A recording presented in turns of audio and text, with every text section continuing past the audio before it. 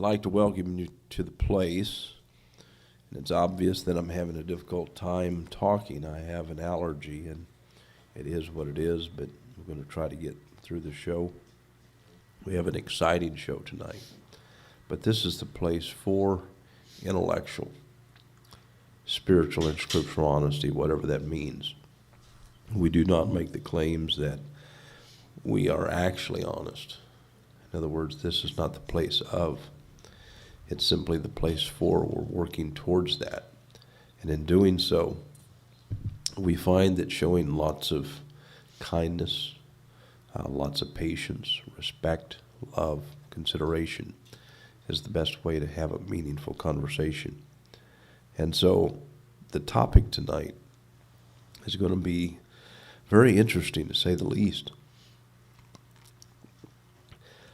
Cy, Tin Bruggencate, he came our way, and he has an argument that I will introduce to you, and we are going to be talking about that argument tonight. And so if you have friends who might be interested in this discussion, because we're talking about not just the argument, but we're also going to deal with bully theology, those people who want to subjugate, trap, hunt people down for Jesus. We're going to deal with those kinds of things. And so tonight, call your friends, give them the URL to get on our network. We will be accepting questions via our text messaging system, and also on Ustream. You certainly should be able to send in questions. Our number is 850-572-7441. I'm going to ask my gorgeous wife to introduce the guest. She's more capable of doing this than me. Well, it is our pleasure to have two young gentlemen in our studio, and Michael Fulford is here with us, and he is actually the organizer of the Gulf Coast Free Thinkers Association. It's a meetup group. Meetup group, yeah. Absolutely. And he has really, I guess, triggered some excitement with my husband and myself to have a young person, energetic about different causes, different rights to think certain ways. And it's good to see. It's refreshing for us to see that. And also, go ahead. He's a brilliant young man. Absolutely. I know you love speaking with him after our sessions on Sunday evening. And he brought with him today Jason Widerstrand. Close enough. Okay. You want to say it right? So I'll get. You're actually quite close. It's Widerstrand. Okay, gotcha. Very good. And so Jason is a member of the Free Thinkers Meetup group. And so welcome to the New Covenant group. And also, of course, we have Greg Brahe, our resident atheist and biologist, of course. And Professor Bob Greaves is in the house all the way from New York City. And we call him, or he calls himself, the unconventional pastor. And he lives up to that term, unconventional, for sure. But we like it. So welcome, everybody. Thank you. Bob. Thank you. Bob, why don't you make a few comments before we get into the show? Sure, yeah. There's this argument that we've run into a few times, and it goes by a few different names because it has a couple of different variations that work for it. It's sometimes called presuppositional apologetics, where a person would claim that no one can make any knowledge claim. They can't claim to have any basis of certainty for their knowledge unless they have revelation from God, and that this is the authority and the revelation that they have. And so in this form of apologetics, the person putting forth this argument will come from the standpoint that the person they are talking to, who does not accept the notion of God, cannot know anything with any sense of certainty but the person who is arguing for the existence of God can know it with certainty because it has been revealed to them by God, so that they have bypassed this inability to know things for certain, because they are setting on the foundation of where that knowledge really comes from, which is God. And in this argument, they claim that this is actually the argument from the Bible. In fact, there's even an article on presuppositional apologetics on Wikipedia, which tends to take that view that this is something that the Bible actually puts forth. I would argue that it doesn't, but the way that the Bible is certainly interpreted by these people would certainly credit the Bible with being the source of this argument. But I find that to be a very bad interpretation of the text. And it's strange that these people would even claim that they are the only ones with a claim to rational thought, particularly given all the things that they think that are extremely irrational. But then again, they claim that you can't know that, and so therefore they feel completely protected from any kind of claim that there's anything they don't really know that they need to know that God has revealed to them. And so there's a sense in which they have buffered themselves into this illusionary world whereby nothing can touch them, and they've given to themselves a climate that they think is unassailable. I think they've actually spun themselves into a form of insanity and otherness that has gotten them broken the connection to their fellow human being as rational, interactive people. Anyhow, it's an interesting argument. I could say a little bit more about it, but I suppose we'll discuss it a little bit more at length. But that'd be my opening comments about it. Greg, I want you to make a few opening comments. I'm going to try to lead this conversation step by step, because one of the first things that I want to talk about is infinite regress. And I just want you to make some thoughts. Yeah, but Greg doesn't know anything. Okay. Thank you, Si. He doesn't know. Wonder if he's watching. I hope so, but I doubt it. I guess what I wanted to comment on is the nature of the argument itself, and why I think that the use of it is disingenuous from the outset. Is that what the tag argument or the transcendental argument for God, which is the name for what they're doing here, really does is it preys upon the educated mind in the perspective of the uneducated mind.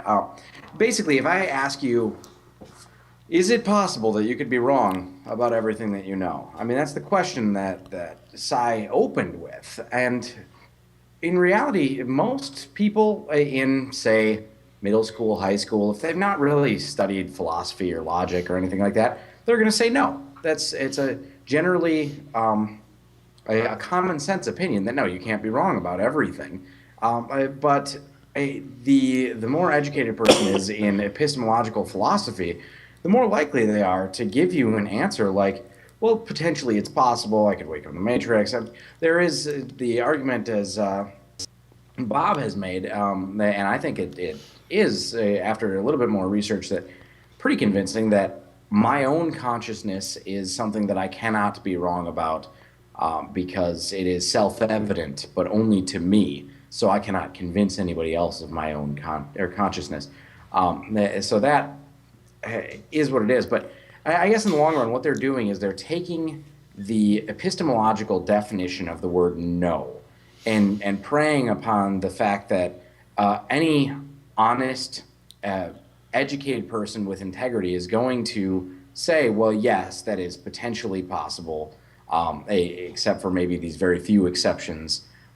And then what they're doing is switching, they're equivocating to the common tongue usage of the word no in the very next response. So, well, if you don't know anything, then what's the point of even having a conversation?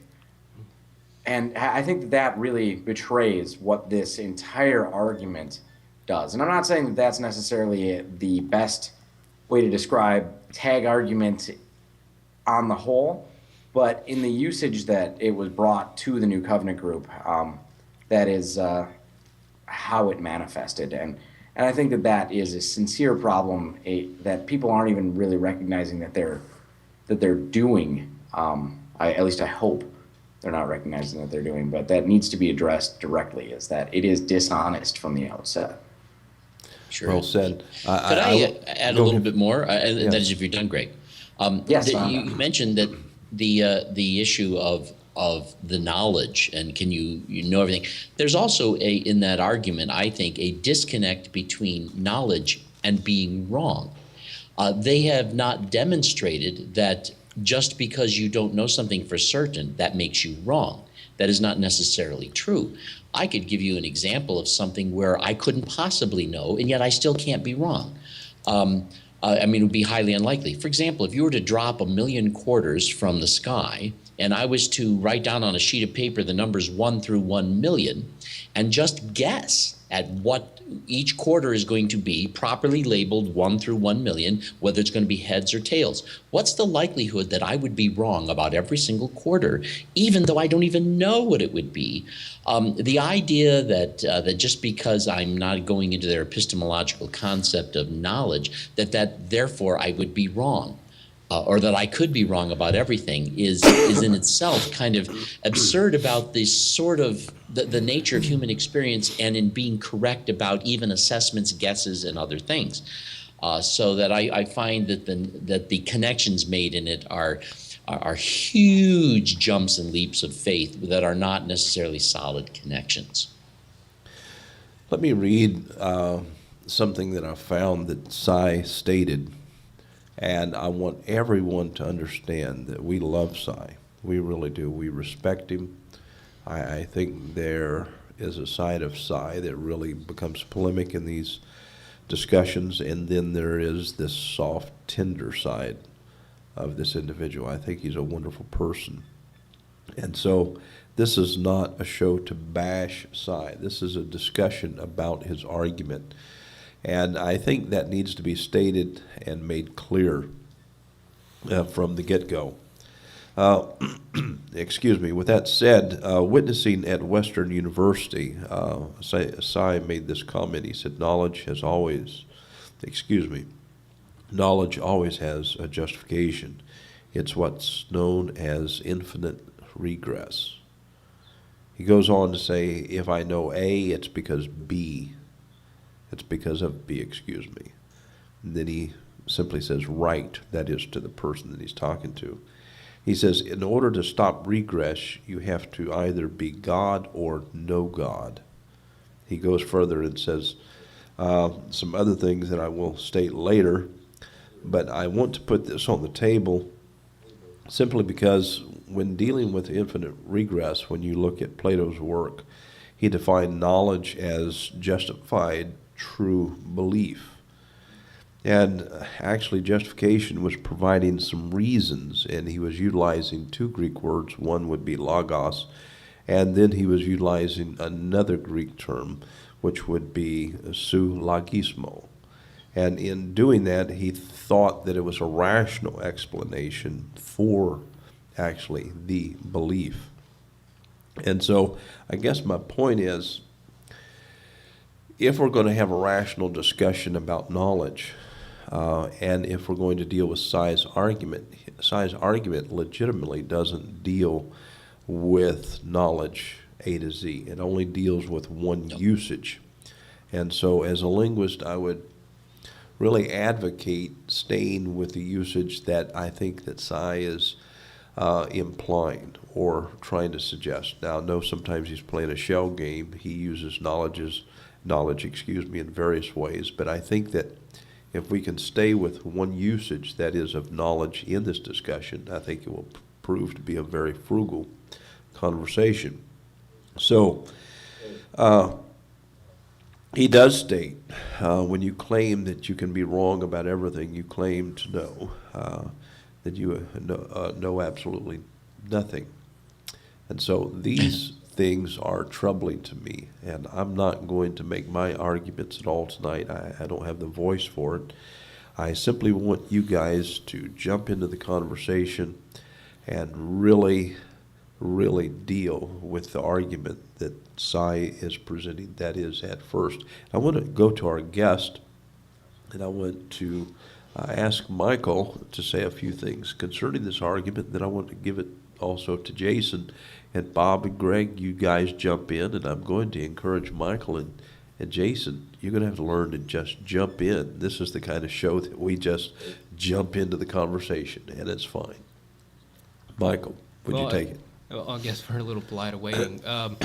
What I was going to say is that from listening to Cy's argument, what I took his argument as saying is that not necessarily that you can't know anything if you don't believe in God, but that you do know something, and because you know something, that itself is proof of God. That when you use logic, logic itself is contingent on the existence of God. And there are issues with that idea that much like when you say, is God moral? Is something moral because God is moral, in which case morality exists separate of God, or is morality in something that God does? If God does, it's moral. Like the president can't go against the law with Richard Nixon. Supposedly. So with that same kind of internal with that same logic, it doesn't really work. But listening to what Cy was saying, and trying to understand his argument, and I will admit I had a little bit of trouble even after looking into the argument the way that he does. I'm not sure I fully understand what he was trying to get across.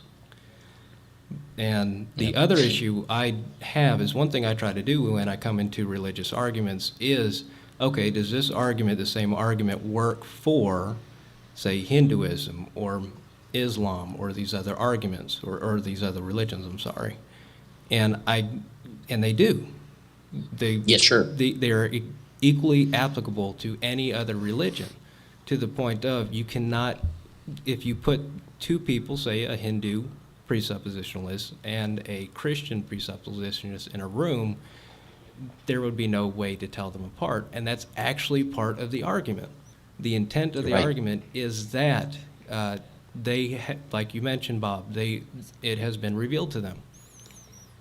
And I tried reading, and maybe you would know, I cannot find any refutation of another revelation in another religion, like Islam. People who practice Islam have their revelations. People in Hinduism have their revelations. People thousands of years ago in the ancient Egyptian societies, or in the Greek or Roman or any Mesopotamian societies. All these cultures had their respective religious revelations. There's no way there's nothing in presuppositionalism, and I'm sorry, I can't pronounce that correctly. I'm from the South, I can get away with it. But there's nothing from the argument that I could see that would address that revelation in another religion, and maybe you might know. I just couldn't find anything. You know, one of the things that in connection with that and the infinite regress that Dr. Jones was mentioning earlier, when in this argument it said that in order to end the infinite regress, you have to either be God or know God. I don't see how there's any connection between. Let's just, for the sake of argument, assume one could know God. Okay, so you'd know God. That doesn't end the infinite regress for you. How does it do that? I mean, even if God were to reveal something to me, I still have to see it with my eyes. I still have to conceive of it in my own brain. In what way am I transcending any limitations?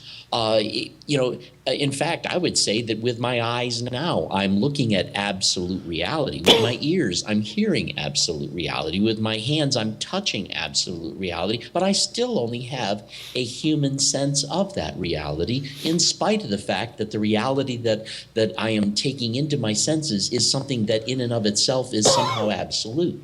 So the argument, for me, doesn't even work that just because one wants to claim that there's revelation, this is not in any manner demonstrating that the revelation is in any manner bypassed the limitations of being human.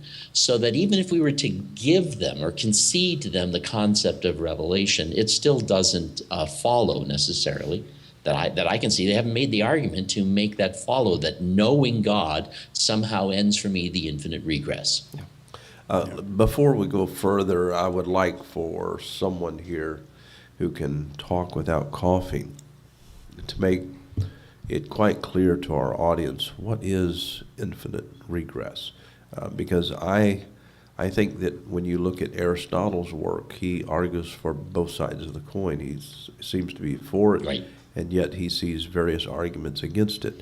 And I find philosophers all over the place when it comes to infinite regress, and I find that it's much variegated, that is, in its argument style. And I find that most people today don't even find it to be useful, that is, in philosophy. And so if one of you guys would just step up to the plate and define this for our audience, I would so appreciate that. Jason, have you had a chance to say anything yet? No, I haven't had. And when it comes to infinite regression, I really don't have that much to say about it. To me, it falls apart early. To me, just like many of the presuppositional arguments, when you have to assume a certain step in order to get any further, but that step doesn't have any backing, it almost becomes pointless. I think that Aristotle may have actually made the point that because it seems that human thinking requires a certain level of axiomatic starting points, that alone also means that we can't axiomatically talk about it regress, and so that therefore this is the weakness of the argument. It collapses on itself in that sense. I think that that was what he was talking about, that it would fall apart, because since our knowledge as human beings tends to be axiomatic, we don't know that maybe we have indeed reached a starting point that is solid enough. Yeah, he argued. Well, and there's a concept in mathematics that I believe the mathematician was Gödel, came up with the incompleteness theorem that essentially it proved that no single theorem can explain everything about math. There has to be some sort of presupposition of some sort, an assumption coming into it. You cannot close a loop entirely without having. I wish I had a better way to describe it here, but and the falling apart of infinite regress is that a limitation of mathematics, or is that a limitation of the human grasp of mathematics? We have no way of discussing that intelligently. We don't know. Okay, once well, again, and here's my take on the let infinite me regress interrupt you. thing. Let me interrupt you, Greg. Go ahead. We have an audience. Some people don't know what in the world we're talking about when it comes to infinite regress. Explain infinite regress in lay terms. If I can Okay. try, Okay. I'm not very much into philosophy myself, though I do read some. The main, and this is only the main time I hear it, is in terms of creationism or the Big Bang Theory. When it comes to when you try to explain how events proceeded, we have the Big Bang. Well, what happened before the Big Bang? As we now understand it, there was a singularity. Well, where did the singularity come from? Well, as we understand it, there's a mass of stuff. We don't really have, as I understand, I'm not a physicist, that we don't really have a real good idea of it yet. And then, of course, the question becomes, well, what caused that? And you continually move back this line, and for some theists, the eventual answer is God did it. That God started and we moved to the prime mover as a solution to the infinite regress problem. But that might be one understanding and not the one you're referring to. That's correct. That's excellent. I understand it in much the same way. I think that the infinite regress chain is something that basically the solution that most theists come to with it, and needs to be come to at some point for any potentially infinite regressive sequence, is you need to just say there was a starting point. And either it's always been, or something's always been there, or something came about without a cause. The uncaused cause, the first mover, these are the terms that are common in apologetics and theology.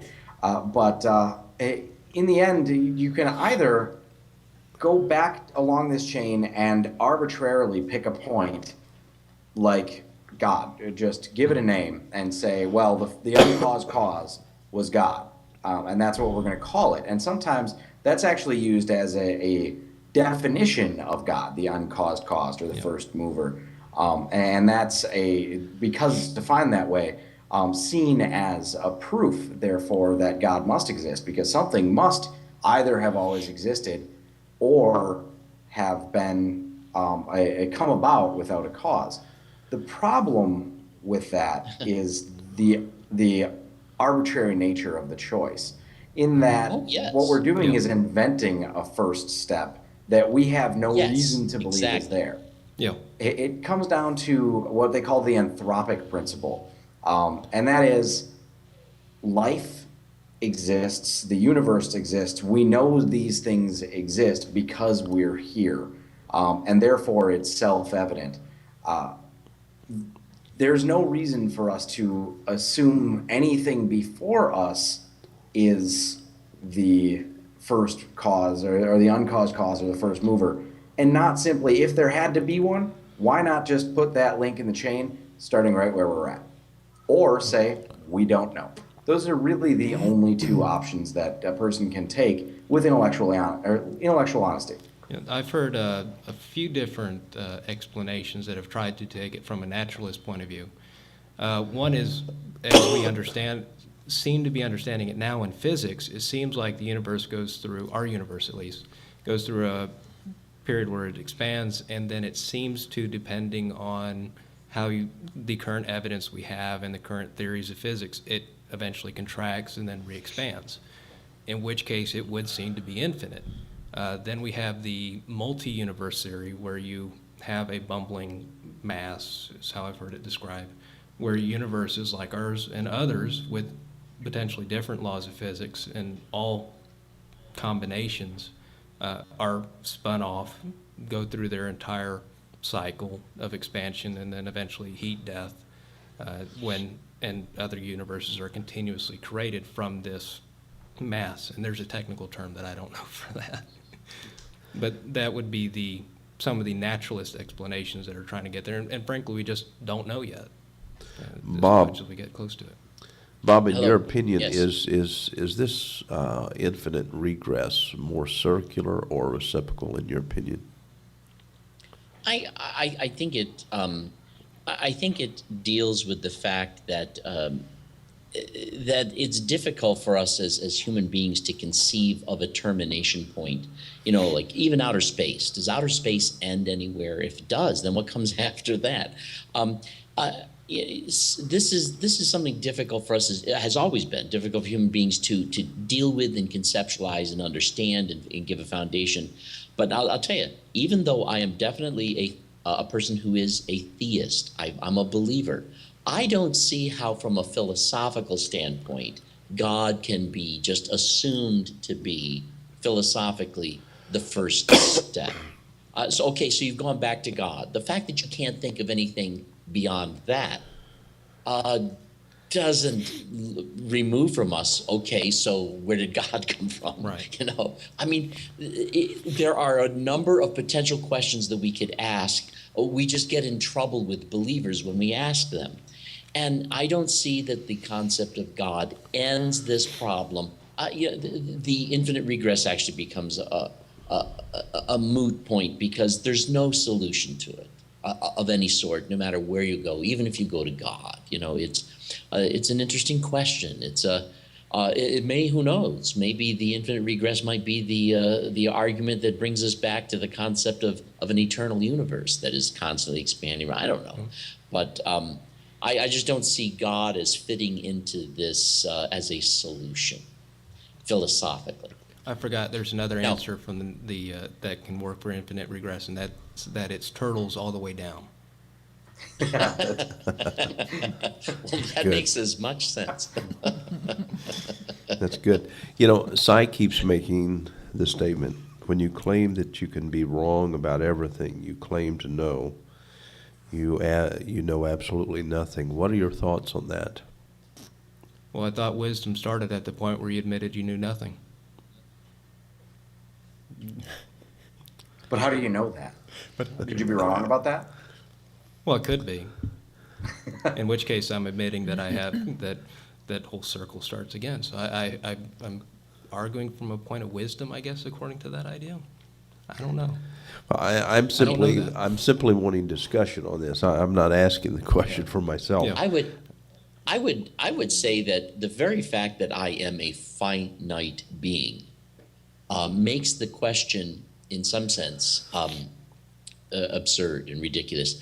For me, just being a finite human being with a finite experience, with the ability to expand and grow and learn new things, it's merely sufficient for me if the things that I know are useful, are meaningful, work for me in a context of honesty and openness. And this is really, as I see it, a limitation of my being human. And I don't see it as necessarily saying anything about the universe in which I live. You know, it's more about me in a sense, and more about us as people, so that you know, I think we're throwing our own limitations into the problem as if this problem somehow exists in reality, instead of being a problem that exists with our ability to deal with it. Yeah. I think we need to come to grips eventually with any of the arguments, is that we only have so much of a capacity to learn and to acquire these things, and it just takes a certain amount of generations, millions of generations, however long it takes, for sort of a social construct to evolve, not just our species, but our social construct to evolve to the point of not being able to acknowledge BS from fact, basically. There's just too much we don't know and can't know in our current capacities to answer God. Me being a skeptic, one of the things that I do identify as a skeptic first before any other atheist, religion, or anything like that. One thing I often dig into is psychology. I've not actually studied psychology, so I'm not making any claims there, just that I enjoy reading about new discoveries in psychology. And one thing we're learning is that our minds are flawed, just like the rest of us. So when we try to make statements, my memories are flawed. And I can tell you, I remember events completely different than somebody else. And then we'll watch a video on the event, and it turns out we're both wrong. So to say that you have the perfect revelation from God, I mean, I'm not going to say you're delusional or crazy, but when you can. But when I'm looking at that kind of claim, I'm looking at that from someone who knows how we make mistakes. Our brain takes shortcuts. It can misrepresent information as it's coming in.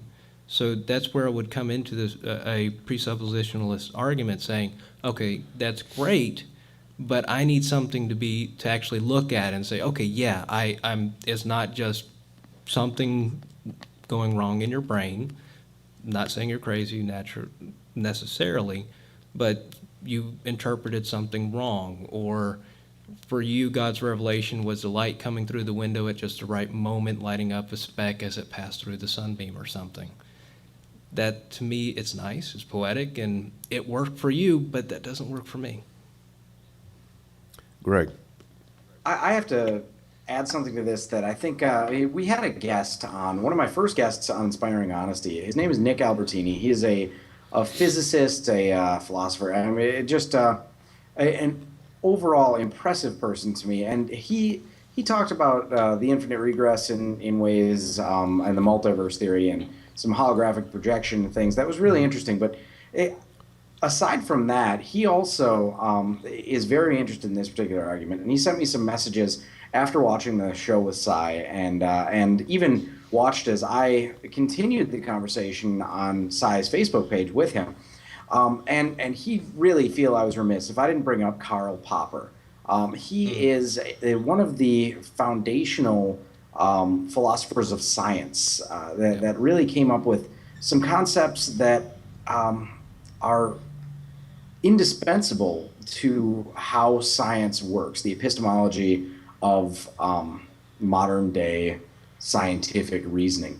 And the biggest one that he talks about is falsifiability. Basically, and I apologize, I am not very good at restating Popper here in this one, but falsifiability is seen by the tag argument and by Psi as a weakness, saying I could be wrong. But in reality, that is a virtue, and it is the only virtue. It's the only way that we can be confident in knowing anything, is by knowing that it's falsifiable. I could make a statement that is entirely unfalsifiable. I could tell you that I am seeing a purple unicorn standing directly in front of me right now. And because I stated it in such a way that I am seeing it, you have no way of proving that I'm lying. It's an unfalsifiable statement, and therefore it's irrelevant to anybody but me. And that's really what Popper was getting at. For anything to have any sort of objective value or compelling value between people, it needs to be falsifiable, and we need to be able to at least delineate ways in which it could be falsified, even if we're not capable of doing that yet. And the God argument is so frequently defined as unfalsifiable that it becomes irrelevant. But I guess in the long run, I can't see how anybody could possibly see the statement, I could be wrong, and here's how you could prove me wrong.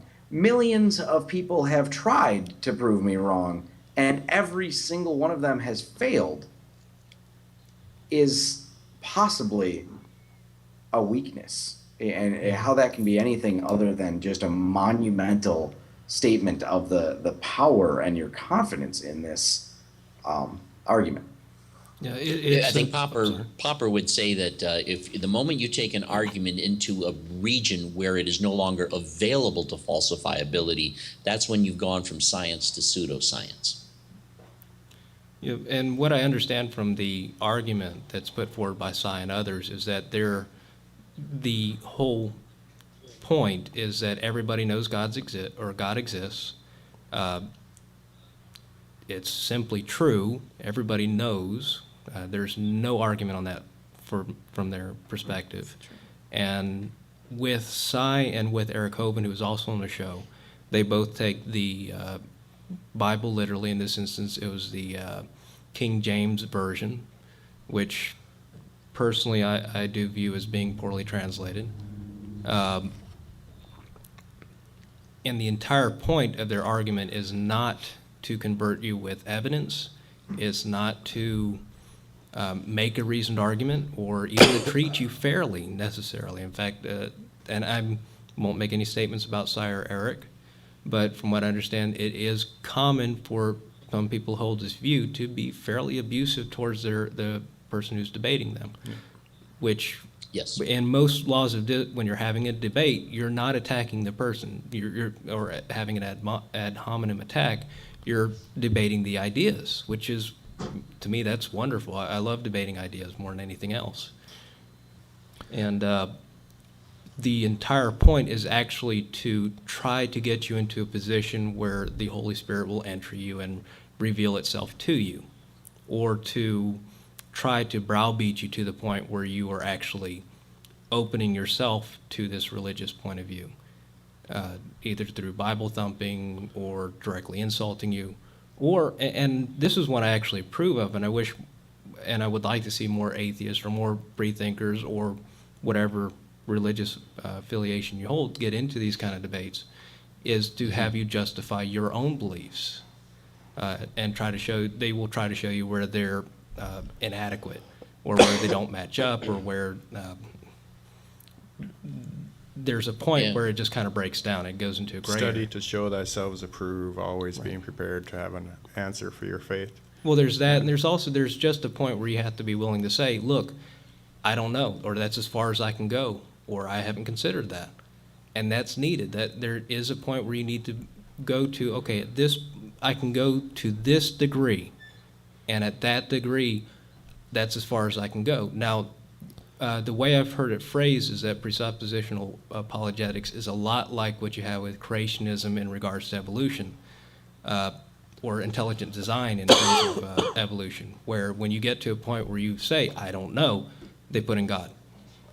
And God is the answer to that problem. So we don't have a problem, therefore our option is superior. I would like to ask this question at this point. Is this technique being used to have a conversation, or is it being used as a trapping technique? I personally think it's the exact same mentality of say a bully in grade school or high school who for some reason doesn't have control over other aspects of his life. He's got to exert that control and make you assume certain things, assuming the position or assuming his authority. He's got to pull it out of thin air and force it upon you. Well, with using these arguments that were, in reference to the Hovind and Psi, I would put it akin to they feel backed into a corner, so they've got to use it. It's a survival instinct. They don't have control here anymore, so they've got to pull out of thin air something to hold on to. I think that's the only excuse that they can necessarily have for using the argument that they do. It's definitely a I trapping would make technique. a statement on that too, is that when you talk with Eric or Cy, or even some of their fans have friended me on Facebook, and we've had some conversations of this nature as well. The first time Eric was on our show, we talked about circular reasoning, and basically what their entire argument breaks down to is God exists and God wrote the Bible. Right. Or I know that because God wrote the Bible, or the Bible says so, and God wrote the Bible. It's basically, it comes down to, let me restate that. God exists, I know that because the Bible says so, and I know that I can trust the Bible because God wrote the Bible, and I know that God wrote the Bible because God exists. It cycles around, and what's interesting with that is I have brought that up to them, and I've had this conversation, and they are more than happy to say yes, absolutely. We are 100% comfortable with saying that is circular reasoning. But all reasoning is circular in that way, and your reasoning is circular too, in begging the question for that respect. But the difference between our circular reasoning and your circular reasoning is ours is a virtuous circle, and yours is a vicious circle. They have arbitrarily relabeled them, and I will agree to some extent that all reasoning is based on axioms and things that cannot be proven. Therefore, it is to some extent circular. But I think it was Bob who talked about making sure that your circle is as big as it can possibly be. Right, yes. But isn't it true that Yeah, most you want philosophers... to encircle all known data to maintain a sense of coherence. And even there, all you've achieved is coherence. Yeah, it seems like most philosophers these days think of infinite regress as vicious. Would you guys agree with that? Yes. Wasted time. Yeah, it is. Yes. It is. And so, one of the things that concerns me, I feel as if people on in universities are having people like Cy walking into the universities, actually trapping these young women with these kinds of techniques, and this is very troubling to me. And I would like for there to be more discussion about this being a trapping technique, if it is. Well, I would say that we mentioned the bully personality.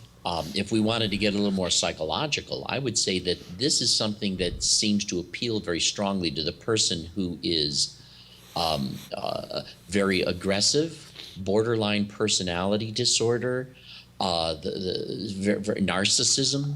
These kinds of traits whereby a person just elevates themselves as superior, doesn't question themselves in any manner, and puts it upon other people to be put in a position of having to adjust to their reality, instead of being people who negotiate their social connections.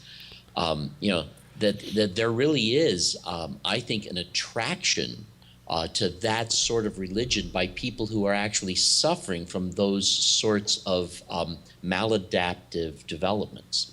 So that means that if you read books on like how to deal with difficult people, or there's a book called Walking on Eggshells, learning to work with people with borderline personality disorder, there might actually be some techniques and concepts in there in learning how to deal with these people. And I think it might end up dealing with these people in terms of their style and technique, and really saying we're going to have to put off these questions or these issues until later.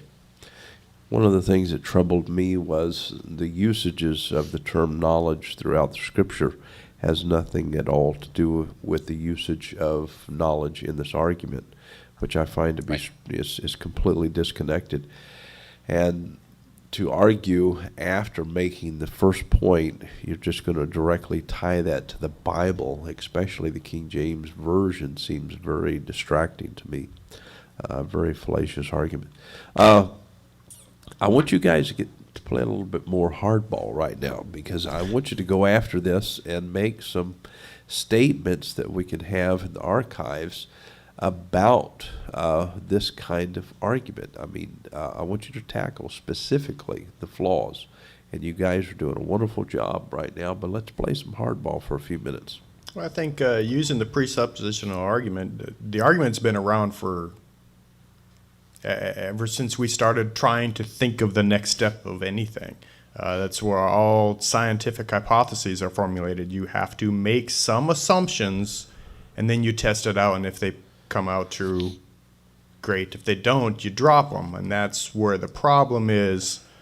On this side, they can't seem to drop a completely fallible definition of their assertion that there's a God. I'm cool with anyone asserting that there's the possibility of a God, but once you start defining it, you better be careful, because the moment something can be disproven or shown to be incorrect in any manner, it automatically falls apart, just like the infallibility claim of Christian scripture or any other religion who holds so sacred certain texts.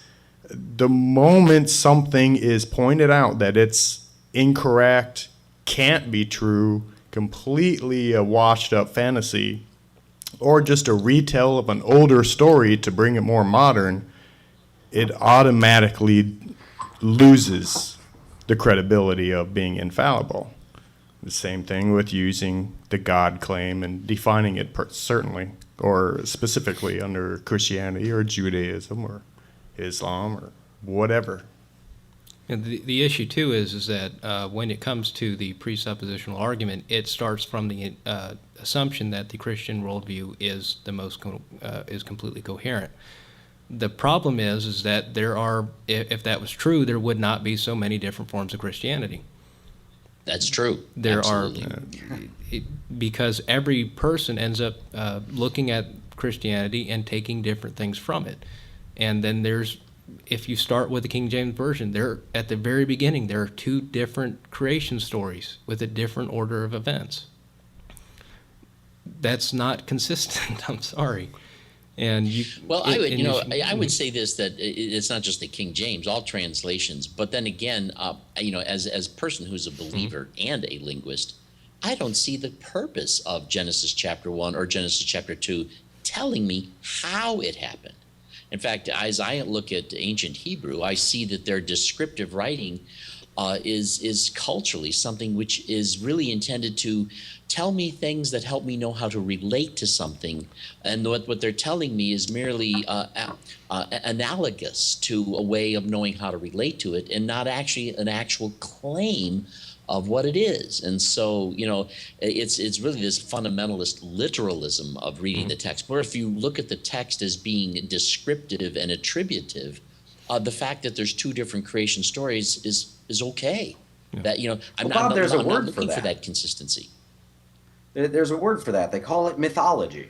And frankly, there's any other creation myth that's out there is called exactly that by anybody who is not a subscriber to that religion. I know And- that right. there are And as- Aboriginal creation myths across every native culture that there is, because everybody eventually asks the question, where did this all come from? And eventually somebody makes something up. And it doesn't mean that Right. they're making it up as if it's the literal answer. They're making it up because it conveys some sort of cultural truth to them. And that's, I think, what you're saying.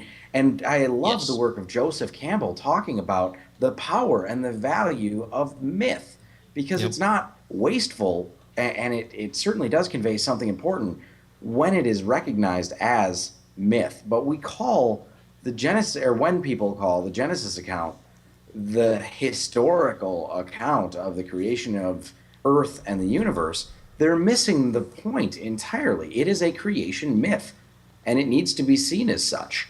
So, for Greg- anybody And to it's make a any sense of it wonderful at all. myth. That's a beautiful myth. It makes for a great In fact, there's bedtime more story. to it than a lot of these creationists really even understand if they knew more about Hebrew culture. For example, in Hebrew culture, the concept of a triad, how a triad, like a table with 3 legs, can stand on any surface.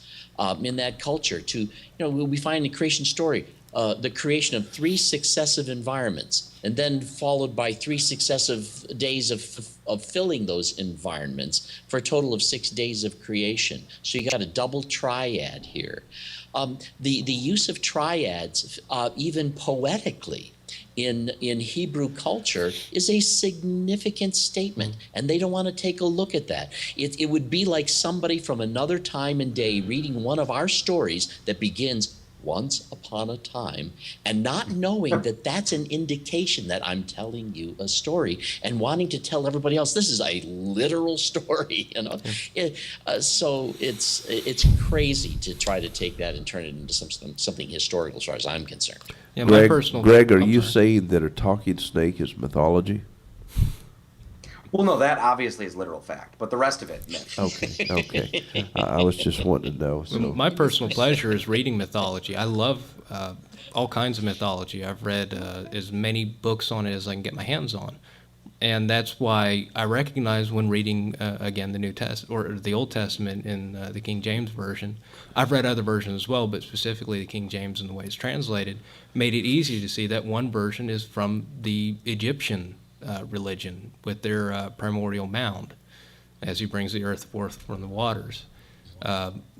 It makes it so I enjoy actually being able to have enough knowledge or for all that stands, I won't tell Cy, but having enough knowledge to see that this is how this culture developed. So we know that we can look at that and say, okay, at some point they obviously had contact with ancient Egypt. Now, does that back up to later the story of Exodus? Well, no, we see that they weren't really enslaved as they are told in that story, and we can look at the least not time there. frame it's supposed to take place. I'm sorry? I said at least not there. Well, If they were yeah, enslaved yeah. anywhere, it wasn't in Egypt. Babylon, as I understand. And Very likely. And for me, that's wonderful. I love being able to see that and seeing how these cultures developed. And that's because I love history and archaeology, paleontology, all these different ologies. And, but being able to see how these cultures developed, how stories were taken and adapted. And when it comes to creation stories, my favorite one that I've heard is an Aboriginal one about Anansi and how he sung the world in creation. I love that story. Just the way it's phrased as someone singing the world into creation. I just love that idea. I don't take it literally, and I don't think necessarily the people who originally held that took it literally, but it's a nice story. And then from that, you get a cultural identity. The Right. Hebrews Yes. were descended from Noah, were descended from Adam. They were descended from Jacob and the covenant that God made with Moses. So you have this cultural identity that holds them together as, frankly, a lot of bad things happened to the early Hebrews. They were conquered by the Egyptians. We do have archaeological evidence of that. And then, as well as imprisonment in Babylon, and that's where we get the flood story through their slavery or whatever happened there in Babylon. So that was their way of holding their cultural identity together. And I think that's very important to understand. But that's not intended, like you were saying, to be a literal story. Very good points there, Michael. We have a couple of viewer comments. Actually, it's from Robert, and he says, Sean is wondering if Cy was invited to tonight's engagement. And Sean, you do not have to wonder anymore. Cy was not invited to tonight's engagement, not because of any ill will, but just because he actually started the prequel a few Sundays back, and we were just answering Cy. We have a chance to answer him tonight. Let me make a statement just before the show. Eric Hoven did call me, and he wants to do another show, and I invited he and Cy to be on. I don't know whether Cy is going to come back on, but hopefully he will. Sure, I hope so too. And then we have from Robert as well, Cy's hero, Greg Bonson, said transcendentals are not falsifiable. So. Well, I can agree with that. Yeah, which makes them useless in many ways. You know, in terms of the what Michael was saying earlier, I think it was Michael. When we look at history today, we live in a more scientific age. We live in a day where documentation is a very real luxury. And we also live in a day where we see the trajectory of our culture and our science as possessing a great number of risks and dangers. As a result, we are highly motivated to want our history to be who, what, where, when, why, how. We want the facts. We live in this illusion that we won't repeat history if we do so. But in ancient days, this was certainly not the issue. And ancient history has more to do with their need for a cultural identity. And so it troubles me as a person who is a believer to see other believers who don't want to give ancient man what he needed, you know, this sense of identity, and to allow the texts that we have of to be embellishments for the purpose of identity rather than necessarily for the purpose of laying out the absolute provable, verifiable facts. There really is a need, particularly I think in that day, for a national identity that I think is even in some ways stronger then than it is today, where we have so much individuality. So what we're doing is we're taking our own cultural context and our sense of history and then laying it upon them, and then either criticizing them for either having gotten their facts not straight, or we're accusing them of lying or something, instead of letting this be what it was for its day and how it worked for them and why, you know. So, but one of the disturbing things about, let's call it the book of Bereshit, or in English, the book of Genesis, when you do that read, that is in First and Second Temple Hebrew, we find that most of that was actually borrowed, plagiarized by other cultures. And so technically speaking, it wasn't actually their identity, but it was actually someone else's identity. And in a sense, it became a linguistic. In rewriting it, they shaped it. Well, that's they true. spun it towards But themselves. one of the things that they found, or we have found, that is in higher and lower forms of textual criticism, we have found that they found within themselves this sense of linguistic identity and property, which does make a lot of sense, because this is why it was remolded and crafted to suit their own mindset. For instance, when you look at Genesis chapter 1, verse 1, the Jews do not look at verse 1 as something that is a creation account. They look at it as the beginnings of their covenant. It's not an issue of science, but it's an issue of making the preface of a covenant, which is much different. And they spin it as something extremely metaphorical. Unfortunately, the Catholics and the Protestants have taken what the Jews have practiced for years and made it into something that's more of a science class, and I think that's quite unfortunate. And one issue with the Catholics is and some of the other forms of Christianity, is they have the idea of original sin. And, Ken Ham and I believe Kent Hovind as well, and I don't know about Eric Hovind, both took the stance that if you get rid of the story of Adam and Eve, if instead you go with our understanding of evolution and how humanity eventually came about over time, there was no fall. And that gets rid of the issue of original sin, which at that point also gets rid of the idea of Christ coming back to be sacrificed for our sins if there was no original sin. And that comes from that literalistic interpretation of the stories of the Old Testament. You have Eve taking the fruit and then bringing sin upon us. So I've got to wonder how they knew it was wrong to take the fruit if they had no knowledge of good and evil at that point.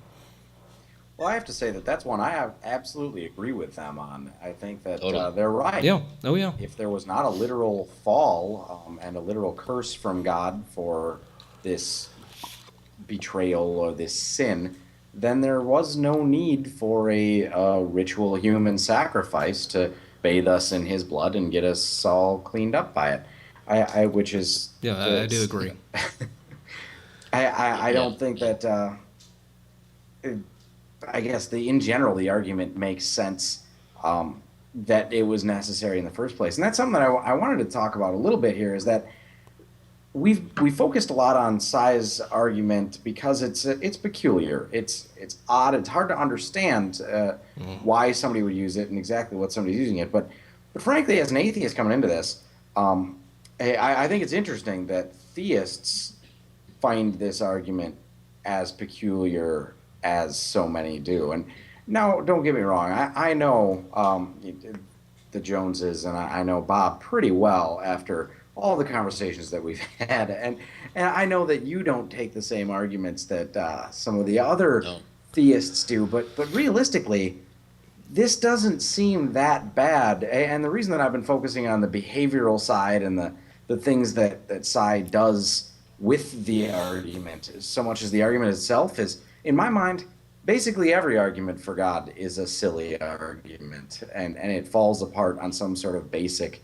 logical level. And we could go through each of them as to why, but even if you go to just Wikipedia and look up tag apologetic, TAG apologetic, and it will give you a philosophical history of why theologians don't even consider this to be a very reasonable argument. And that's essentially because it starts with the premise that God, or if knowledge or objective knowledge exists, God exists.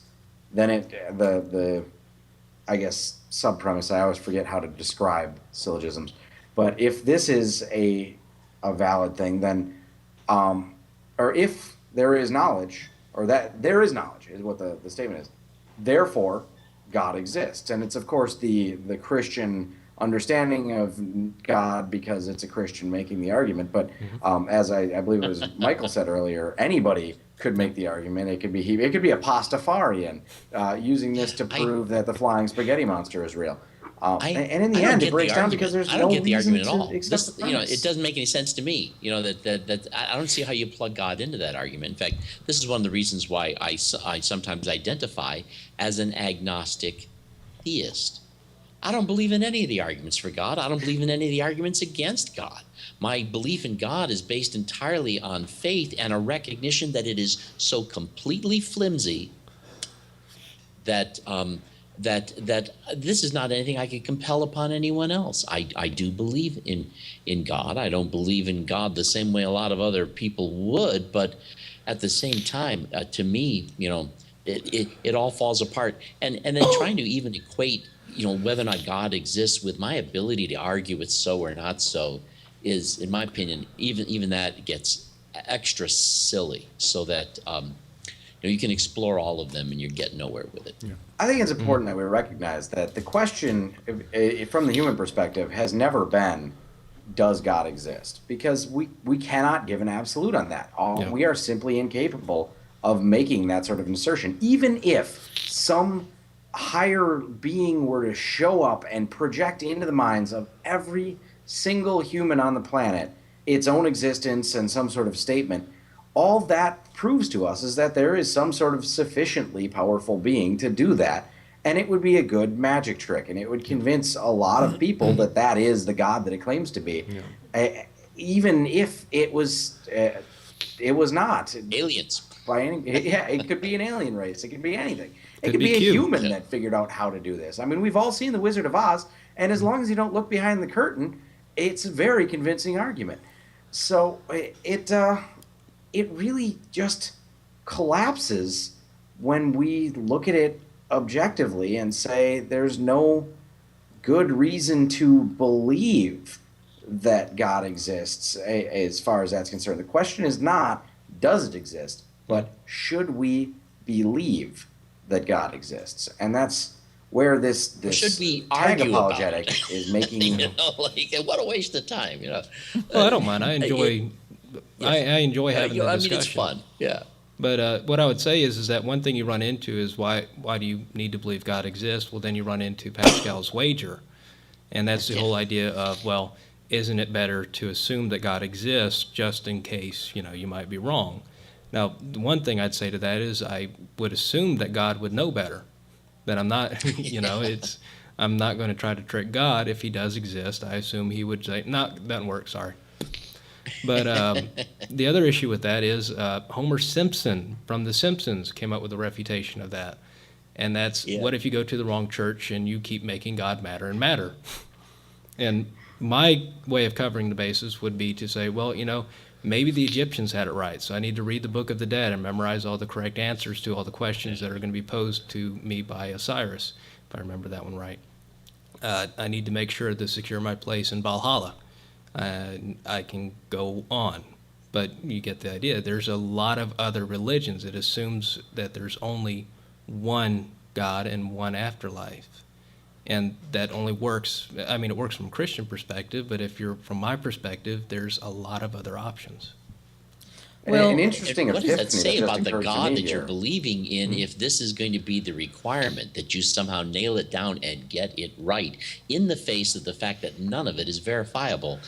That you know, I'll tell you what, if there really is a God and that's the way he's operating, I don't like him very much. That's not very nice. And the other thing I'd say too is when you come to having a religion like what you get from from many evangelicals, is you don't get the option of trying to figure things out for yourself, and that comes to history, that comes to science, that comes to and one of the more important things is that comes to morality. And the reason why that's important to me is it was not that long ago that religion endorsed slavery. Religion endorsed women not being able to vote. There are many things we've changed our mind on that would have been almost blasphemous 100 years ago or more. We have to be able to think, hey, is this right? I mean, just because we have this book that says it's not. Thou shalt not allow a woman to teach. Or others, you can pick your particular bit that you don't like. You need to be able to go into your culture and think, is this right? Why is this right? Maybe you've got to come up with an idea. Am I wrong on this? Could I be wrong on this? Otherwise, culture doesn't progress. And we end up with what's going on in the Middle East right now. Now, I want to put another question on the table for discussion, and I'm having I didn't mean to stop. more of a difficulty talking tonight than I thought that I would. But lots of people are vulnerable, naive, and they're not going to understand much of what we're talking about tonight. What would you advise them to do if they heard someone like Cy coming their way with this kind of argument? What would you advise them to do? Tune them out and read. Well, the first thing I'd say is that everybody's vulnerable at some point. It's not some people. Everybody has that point where if they get hit, that's how we have all these cults. I would say that the best thing you can do is never be 100% sure of your position. Always interact with other people. Always ask questions. Always try to learn. As long as you're doing that, you're going to at least end in an okay place. Bob, what are your thoughts on that? Well, I think of the very common phrase, you can trust those who are seeking truth, but be very distrustful of those who claim to have found it. I liked the previous comment there. I really think that that there's going to be sometimes very little you can do. We're talking to people who have needs, and in these arguments they might see hope that their needs are going to be met. I think that the real answer is in loving people, encouraging them to meet their own needs in ways that they can, and to be gracious enough to help them meet their needs in ways that you can help them, and encourage people to be responsible for their own thoughts and their own conclusions. And, as was already previously said, with a certain level of humility and responsibility for the limits that we have.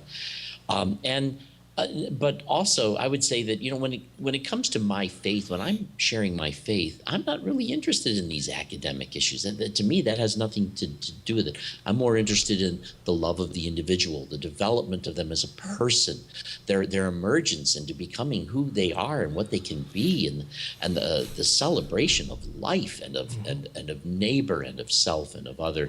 That to me, I would want to encourage them to spend their time more dwelling on the concepts of love and interaction and relationships than necessarily nailing concepts and ideas down to the floor. Let the academians deal with the academic subjects and have a lot of fun with it, and pay attention to it to whatever degree it interests and amuses you. But there's just no need to be nailing this stuff down to the floor. Greg, I've noticed many times you've made remarks to theists and they get mad at you. Why do you think that's so? Oh, there's a lot of different reasons that might be the case, and I think that there's really something to be said. There's a recent study that came out, and I actually tried to get the scientist who put it out to come on the show. He's very booked up, so it'll be a while before he'll be able to, but basically, it's looking at the opinions of God. What does God think about something versus what do you think about something? And what's interesting is he found the more fundamental a person's belief is, regardless of what that belief is. Now, this is the interesting point. Again, the fundamentalists don't have to agree with themselves or with each other. No. But the more fundamental their belief is, the more closely the beliefs of God reflect that person's beliefs or their ego. God is a manifest, a projection of a person's opinions, and the more they rely upon the authority of God, the more they're going to project of themselves into it. Even when we're talking about the Bible and people who claim to base their faith on the Bible, they're going to they very easily project interpretations of the Bible that are very unusual. And I've been using the word a lot, peculiar. When anybody else would read the Bible and say, that really doesn't seem like that's what that's trying to say. But to that person, it makes a lot of sense in that way.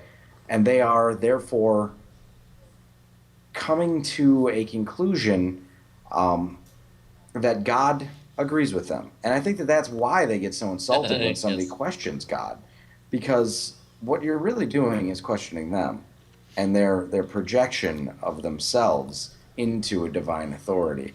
And that's a speculation. Of course, I can't prove that that's what's going on, but it really seems to be the I think you're case. close, at least, yeah. I think you're right, Greg. Absolutely. Yeah. I've also found that when it comes, for me, when I discuss religion with people, there's a few different things I've found.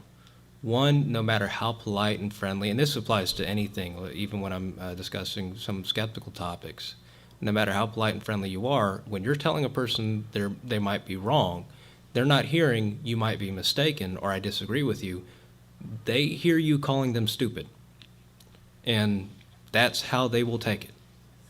So that's not how I should be approaching these conversations. Generally, I walk in, well, you're dumb.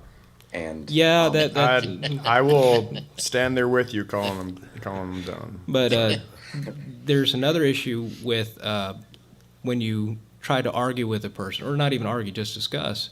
If it's something they hold personal, the more you try to address that, the more frustrated they're going to get, because you're forcing them to examine something they hold closely but may not think about too much. And it may get to the point where they realize, I haven't actually thought this way all the way through, but I don't want to admit that. Right. And There's also another reason that I would mention, and that is this. Having been a pastor, I can tell you this. People make important decisions in their lives based upon what they think about God. And they've made many regrettable decisions that they don't regret, or very difficult decisions that they've survived. And when their beliefs are called into question, this creates great upheaval with some of the very difficult experiences in their lives that they've learned to settle down with and put to rest through this story that they tell themselves. And if you start to upset that, you're doing a great deal of upheaval in their personal story and making sense of their lives. And it is extremely discombobulating. It is very disorienting. We did Jason, talk a little bit during the show, or during my show earlier, about the potential harm that you could be bringing about, and I'm always a little bit wary of coming into these situations as well. Whenever I see somebody who seems to be getting unusually upset about questions that I might ask, you have to recognize that it's not always the best time or place to do it. I try to be as respectful as possible with any of these questions that I have, and to not do it in any way where I have a captive audience that can't simply leave or tune me out. But there's a lot of things beyond just the decisions that people use their faith for. It's also extremely helpful for a lot of people in coping with serious wrongs that have happened to them and maladies that they've suffered through. And when you bring that into question, I mean, the specific topic of my show earlier was the loss of a child. And now, when I question a person's faith in an afterlife, what that could be doing to them is making them consider their child to be gone forever when they've had this hope that they're going to see their child again. Yeah. And that's a devastating thought. I can't imagine what that could be bringing. So there's times where it could be insulting, and there's no avoiding that. Yeah, I've come across that myself, and that's the point where I'll just stop. That's something important to them. That's not something I'm going to engage in. I don't want. They obviously need that in some, without meaning again offensive. Just that's something they need, and I don't want to shake that. I don't want to hurt them in any way, and I'll let that conversation go. Greg, something that you don't know about yet, but we're contemplating taking some of the local atheists here and actually having another show on the network. And I'm sure you will be a major part of that also. And so these two young men here tonight, Jason and both Michael, they've got a lot to offer the table of discussion, much in various ways in various shows. I would like to ask Jason a question. And I'm supposed to look at this camera, but you're over there, and so we're just configured, and so that's what it is tonight in our studio. But you were talking about being born again or saved or something like that before the show, and I would like for you to share with our audience your experience, your journey in a sense. How did you lose your faith, and what actually did you have at that particular time? I'm sorry. Actually, I'm kind of glad you asked that question, because I kind of like telling the story of how I lost my faith, and I actually attribute it to it being an answer to prayer. I was a believer for a decently long time. Grew up extremely loose Christian, but always had the title. Was Baptist, Lutheran, Seventh-day Adventist. But I never actually committed to anything until a couple of years in the military.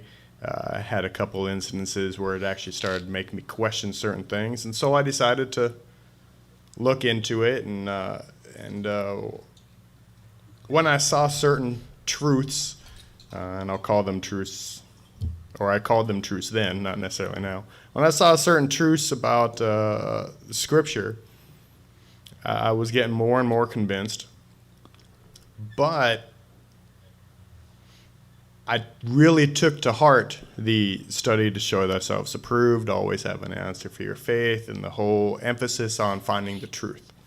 And so my main prayer was always, I just want to know the truth. And there are things in this that I don't understand. I want you, God, specifically to reveal these things to me. And as that prayer, searching and searching for the truth, always or kept on going, those answers not only did not show up, but the things that would show up made it worse and worse and worse. So I attribute searching for the truth, praying for the truth, to me being led out of Christianity. And I've struggled So are you saying- back and forth a few times. Are you saying that atheism was the answer to your prayers? Yes, actually. Atheist in the sense to all the prescribed gods that we commonly see out there, whether it be Islam, Judeo God, Sumerian Elohim, any of them. But agnostic to the question overall, because it's not possible, the way I see it, as humans in our current evolutionary state, to actually answer that question. So, Greg, Yes. if people start praying, maybe more people will become atheists, correct? Well, I think think if that they were being not honest. only prayer is important for people to become atheists, but also, as Jason just pointed out, searching and some very honest introspection into their beliefs, searching for the truth. Really, anybody who is proscribing their beliefs as truth and simultaneously searching for truths is likely to run into some pretty serious problems. There's a lot of people I'd there's like to go back only to a and couple of apologize. routes that you can go. Yes. Can I make a confession as a former pastor? No. I can tell you why people don't pray, why Christians don't pray as much as they think they should be. And the reason why Christians do not pray as much as they think they should is because deep down inside they realize God does not relate to prayer the way they claim he's supposed to. God doesn't answer prayer the way they think he does. And the more they pray, the more they find themselves faced with that reality. And so they don't pray, so they don't have to realize it doesn't work the way they're telling themselves it works. Yeah. That's why they don't pray. Greg, there is a question for you. This is coming from someone who is a chemist, I think. Correct me if I'm wrong, Bob. Christian Luca, is he a chemist or a physicist? Which one? I'm not sure. I think maybe a chemist. I don't think he's a physicist. Okay. His question to you, Greg, is how can we look at anything objectively? However, Greg, we filter information through perception. And so that question is to you. And also, one other question from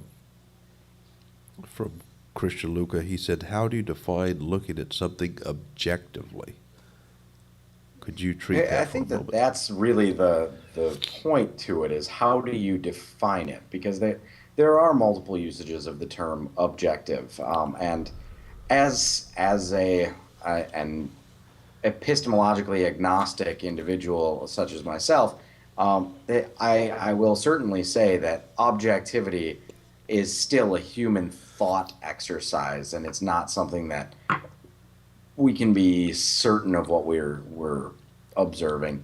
Yes, there is the observer problem that can come in if he's a chemist or a physicist. There's of course going to be the issue of observing a system interacts a system. Well, that's only if you're excluding yourself from the system in the first place. If you're considering yourself part of it, then that takes care of that problem.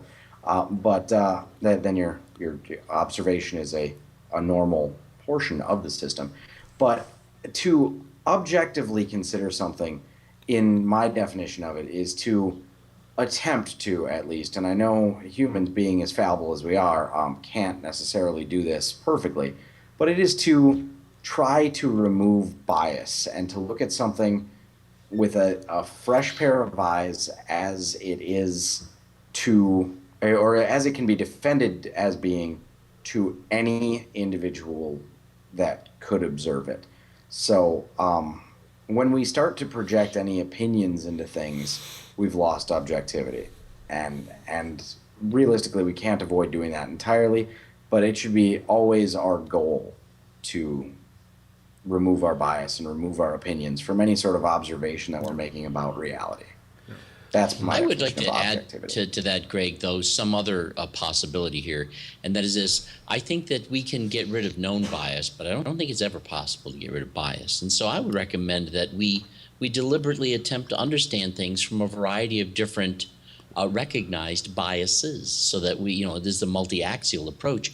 How would I look at this if I was Jewish? How would I look at this if I was an atheist? How would I look at this if I was a Republican or a Democrat? And to really recognize the way these biases might affect the way I'm thinking, and to find a way of respecting that, helps us realize we all come from a perspective and a standpoint, and maybe we can't come from a zero perspective, but by entertaining a variety of competitive perspectives, it helps us to hold it in balance. Yeah, I'd say that when it comes to it, if you look at it from a scientific perspective of trying to maintain as much objectivity as you can, that's why we invent Sure. new tools. In fact, not even in the scientific field. I mean, when I'm at work, I use a measuring tape because, to me, Right. 2 inches is this big, but according to my tape measure, it might be slightly different. Then it goes into, we have the CERN particle collider all the way up on our high-end scale of tools. And the entire intention is to remove as much bias from our examinations as possible. When you get into chemistry and physics, we have to, an observation is not just something we watch, it's something we directly impact the system. In the case of the CERN super collider, we're slamming lead particles, lead ions together, I believe, in order to try to create the effects we're wanting to see. And even then, at that point, we're not just relying on the computer. The physicists working at the CERN super collider send those results to other physicists. They send them to other colliders to see if they can replicate it, which currently they can't due to the amount of power. But the entire intent is to remove as much bias as possible and to really make it as objective a claim as possible, to make it as confident a claim as possible.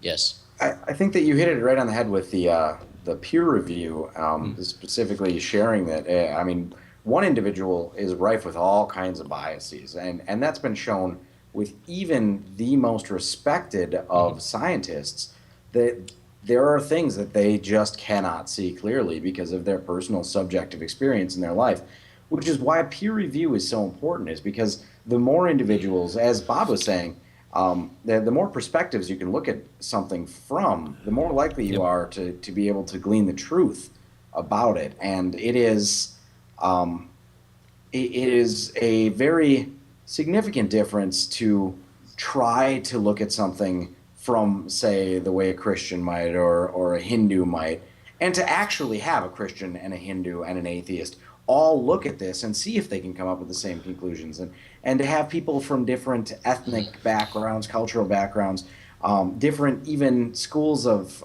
thought within their academic backgrounds, all looking at these things and considering them, and then, again, hearkening back to Popper, trying to prove you wrong.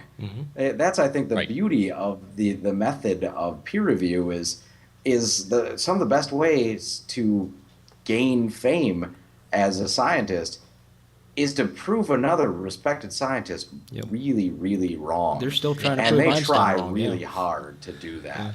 Let me read another comment. This comes from a pastor who pastors a church. Maybe I shouldn't call it a church. He is very objective. He's a very kind person, but his name is William Langle. He said, very good conversation, guys. And so please understand that here at the New Covenant Group, people, both theists and atheists, are coming together. And to us, that is so wonderful and important. Christian Luca is asking another question. Is there not a bias from the start with us seeking for truth in the first place, though? In what sense? You want to can you restate that, or Yeah, is there already a bias in the search Is there for not truth? a bias from the start, that is with us, for seeking truth? Sure. There's a bias towards truth, Sure, I would there's assume, a yeah. bias in just about anything. When you decide to go look to something, there's a reason you're looking to some. Yeah. And I think the endeavor, how you endeavor by using that search, it determines if your gains are in ill or you're actually searching for the truth. I mean, there's going to be a bias. No matter what you do, you're going to have a bias when you attempt to discover or when you try to read or try to learn something. You're going to approach that with your own biases intact. And that's why, like myself, I'm an atheist. I do listen to a lot of atheist and skeptical programs, but I also try to listen to non-skeptical and non-atheistic programs because, as much as Sia likes using that word, I might be wrong. Do you think most theists are skeptical? No, I think most, well, maybe not most. I think a very great many of them are quite convinced. I would say that most are, but are not skeptical on religion necessarily. Because everybody has a point that they're skeptical about. There's always going to be something you're not going to take on faith, whether it's the car being sold to you by a car salesman, or your kid telling you no, they didn't break the cookie jar, or whatever else it might be. You're going to be skeptical About something. evolution. Right. So there's going to be skepticism. Now, when it comes to, for me, and this is where I got to say, when it comes to religious arguments, for myself, they don't work. But for other people, they do. I've listened to them, I've read them, I've read apologetics, and I just don't, for me, it just doesn't work. And I can't say for sure whether or not that means that I'm flawed and I don't understand it, or if it's truly a fault with the reasoning. All I can do is work with my own skepticism. William Langell also, he poses a question for the atheist. He says, I am wondering if the atheist could conceive of a God, what would that look like? We could spend a couple hours on pet hypotheses. I can tell you my version of God when I was a kid. Were you an atheist then? Before I was an atheist. My version of God was a lot like my grandfather. A gardener, someone with patience who took time on things and would maybe snore occasionally, but mostly was a good person or a good being who encouraged people to do good. That was my idea of God as a kid. Today I conceive of many different gods. When I read mythology, I'm conceiving of gods. When I read fantasy, I view many different conceptions of gods. So yeah, I can easily conceive of many different gods, including I think the best one that I can conceive of that would fit all the evidence would be a deist God at this point, at least from my understanding. All right. Greg? I'd have to agree about the deist God, about the multiple concepts of God that we've been exposed to, but I can share my personal understanding of what a God was when I did have some sort of, it's hard to really call it a belief, but when I was confirmed Catholic as an adult, during my pursuit, the God that I was clinging to in trying to find some sort of faith was, it was that first cause. It was the unmoved mover. There were 2 points in the evolution of the universe that I could not be convinced of enough that it existed, or that we had a good answer. So my definition of God was whatever caused the Big Bang or the universe to come into existence, and whatever caused the origin of life. And now, mind you, this is while I was a sophomore in my undergrad studying biology, and I learned quite a bit more about abiogenesis and about evolution, and more even about cosmic evolution in that time. And pretty quickly I realized that all I was doing was inventing a God of the gaps. But that was the way that God looked to me. If I could pick a God, though, that would be the God that I'd like. to exist if there was a God. I love, there's a meme on the internet that basically says this, that the God of the Bible promised to rid the world of evil. Odin promised to rid the world of frost giants. And you don't see any frost giants walking around here now, do you? Mhm. I think I'd have to swing for Odin. He's a pretty sweet god. And I like the whole Norse mythology. That I would love to have a god of thunder roaring around. All right, Pretty that's fair enough. Okay. I want to say something. Bob was talking earlier about, like we run into problems when we say, there's a God, there's a God.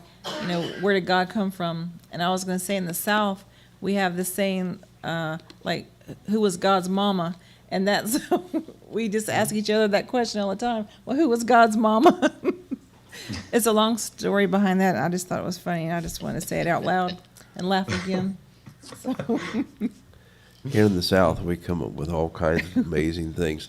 Let me ask you a couple of questions. I think that we've gotten off the topic of size argument. Back to his argument. I want you to give your best shot, Greg. Why has it failed? Well, I think I tried to do that right when he started coming out with it, because fundamentally, his argument breaks down to this. Unless you know absolutely everything, it's impossible for you to be certain that you know anything.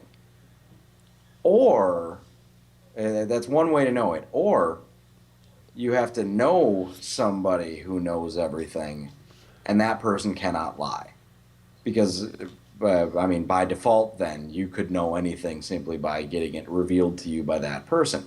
And that's the argument that he uses to say, well, God knows everything and God can't lie. Therefore, what God reveals to us is the truth. Now, the reason that argument falls apart is because you would still need to know that you know this God. And unless you know everything, you can't know anything. So it refutes itself in that respect. I think so. That's, I guess, the very best argument that I have against it is that it argues against itself right out the door. Yeah. Okay. Yeah. Bob, you're getting ready to do a show concerning size argument. I don't want you to give away everything, but I want you to give us a teaser as to what we should look forward to. That is, in your points concerning this being an extremely failed argument. Well, I could. I think that in his argument, I would want to identify what I would understand as some of the cognitive reasons why the argument can seem so appealing, and that it's actually onto something, but not onto what they think they're onto. So there's some ways in which I would want to bolster the argument as being an argument for something, just not what they're arguing it's an argument for. And so that might be curious. People like to hear what that is. I thought Greg's synopsis there was particularly brilliant, and also I think it was Michael, or I can't remember if it was Michael or was it Jason? Maybe.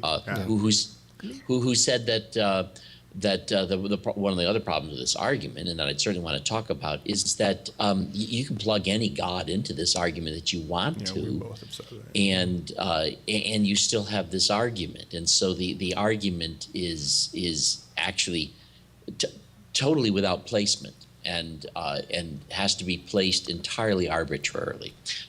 So I mean, we talk about so many of the arbitrary steps in this argument that are just assumed, where there are plenty of different assumptions that could apply.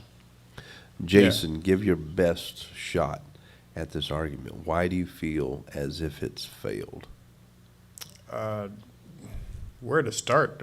They've pretty much already said it. Once they make that jump, kind of like how they complain, being Ken Tovine's kid, Eric Tovine, and I went to several of Ken's seminars. The complaining about the gaps in the fossil record, the transitional fossils. Then we can't explain that, even though they're all transitional fossils. We are transitional fossils, but that's besides the point. They can use that argument, but it's not applicable with presupposition. When they're making that huge jump, okay, you might not know anything actually. God, how does that actually come into the picture? They can't make any connection other than stories that have been told and myths that have been proven over and over again to just be stories that were passed along. Like both of them were saying, it falls apart the moment they start making their argument. I'm good. I'll let them spew it out. Hey, I'll play devil's advocate. Let's see how far you can go with this. Unfortunately, every step just falls apart. Yeah. Michael. Well, the issue that I have is that, as Greg was saying, that God cannot lie. The issue is we know God lies, at least if we take the Bible as literal. If I'd have thought about it beforehand, I would have written down the chapter and verse, but there's a part in the Old Testament where God says he sent out strong delusion so that they would not know the right way. Yes. He lies. He will lie. He will distract. He will mislead you if it suits whatever his purpose might be. And we also know that from Exodus, he hardened the Pharaoh's heart when the Pharaoh was going to do the right thing and let the Hebrews go. So in that respect, from their own Bible, it doesn't follow from his initial supposition. Yeah. And the other thing I want to Yes. say, though, is everyone's treating this as an argument. From everything I've read from this, it is not an argument. It is intended as a statement. That's why there cannot be a discussion. Yeah. There's nothing, you can't really argue with these people or even discuss because there's nothing to discuss. So you're suggesting that Sai doesn't actually have an argument. Is that correct? He has a statement. He's not trying to convert anybody.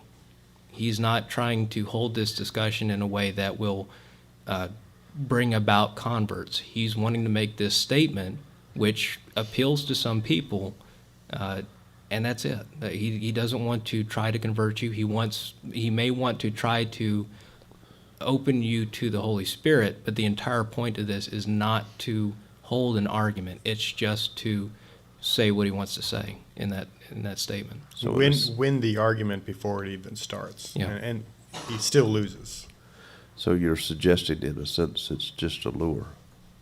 Yeah. Squelch. Yeah. Okay. Well, we talked a bit about it being a trap earlier, Right. and I Yeah. think that that's something that we don't really, or we do. I didn't really mention it at all, or I didn't respond to.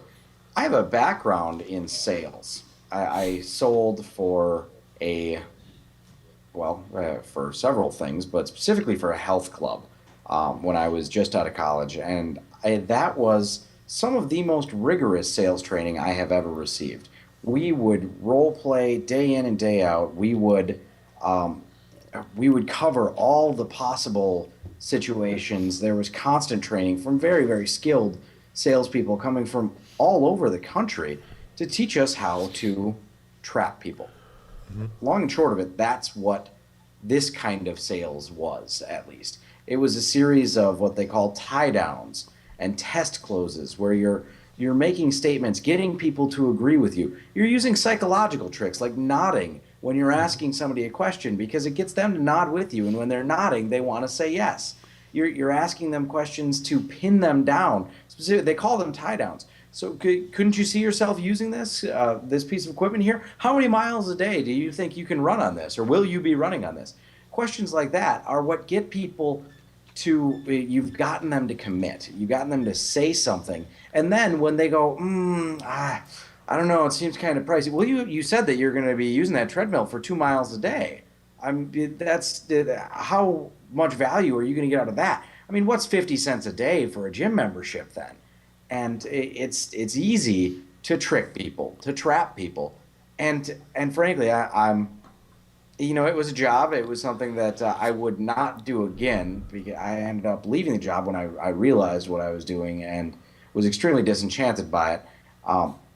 But it's a trap. It's a trick. It's a way to control the conversation. What's interesting about that is they actually taught us that was a reality of it. Is it's about establishing control. When somebody would call in on the phone, we had what was called the telephone inquiry script that was specifically designed to control the conversation. And I was good at it. I actually had a woman call in at one point, and she was fighting me all the way across the way and trying to take control. And she stopped and said, "Wow, you really want to wear the pants in this conversation, don't you?" Because it's a trick. It's about not letting them do anything but you want them, or what you want them to do. And I went through a conversation, a very rigorous conversation with Cy on his Facebook page, which I ended up taking a screen cap of because I knew it was only a matter of time before he blocked me and it was all deleted, which did happen, where I actually had him admit that that was what he was doing. He very specifically said, "Do what I'm telling you to do or be blocked." That was it. Greg and Bob, indulge the audience just for a little bit. And you mentioned role playing. You two role play, one be Cy and one be the unsuspecting convert or the unsuspecting sheep. Y'all decide who's Who Cy. should be who? Does anybody else want to take the challenge? I feel like I don't know if I could do You that. can't It would know feel that. So Come might be on, wrong. Bob. You could be Cy. You played Yes. God the other day on our show when we had the Holy Ghost revival. Play Cy. That's great. Wait, Dr. Jones, do you know? Could you be wrong that he played the Holy Ghost or played God on the Holy Ghost revival? Could you be wrong about that? I tell you what, we've had so many people who want to be a part of our next Holy Ghost meeting, and Greg, you're going to be there. But you could be wrong. Yeah. But why don't you guys just humor us for a few minutes and do this maybe for 4 or 5 minutes, and maybe Jason and also Michael can say a couple of words in it. They will be just in the crowd. And so, Bob, why don't you make Cy's argument to these guys?